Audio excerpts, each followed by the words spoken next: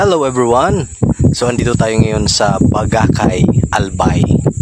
So kung napapansin nyo, eto, bagong renovate ito na boulevard. So naaalala ko itong area na to. Yan na Makahoy na yan. Diyan kami dumadaan papunta doon sa taas noong mga 2003 na naglalakad kami yung alay lakad.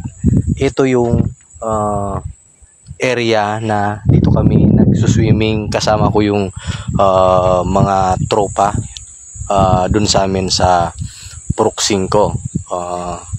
Marami na naka-experience din ng mga bata.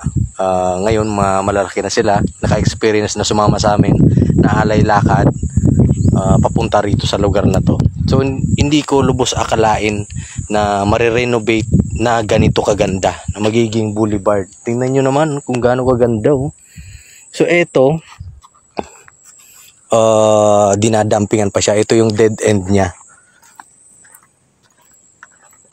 So yan, napakagandang lugar. Eto yung area na dito kami lumalangoy. Kada Biyernes Santo pumupunta kami dito noon. Hindi na naulit. Pinaka-last 2022. Yun na natatandaan ko na last na nagsialay lakad kami punta rito sa lugar na to.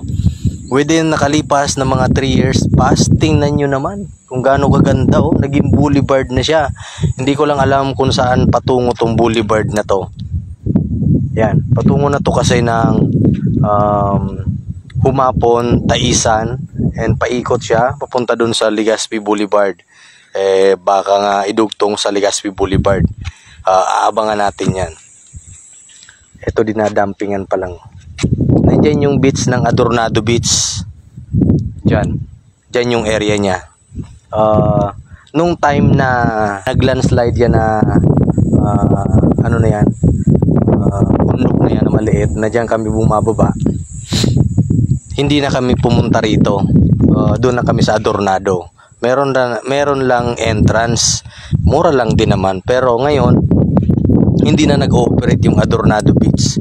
Ito nga, siguro ko dahil dito sa boulevard na to na ginagawa, kaya hindi na renovate yung Adornado Beach. Dito kitang-kita natin yan, si Mount Mayon. Napakaganda ng lugar na to. Sino kaya nakaisip ng area na to na gawing boulevard to? Napakaganda talaga na eto maging boulevard. Lalagyan dyan ng mga ilaw. Eto, gaya nito, eto, sidewalk. Eto.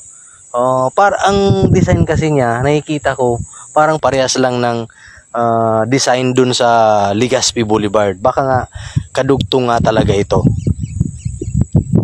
So meron din na tayong naririnig na etong boulevard na to, baka nga diretso to ng Maanito.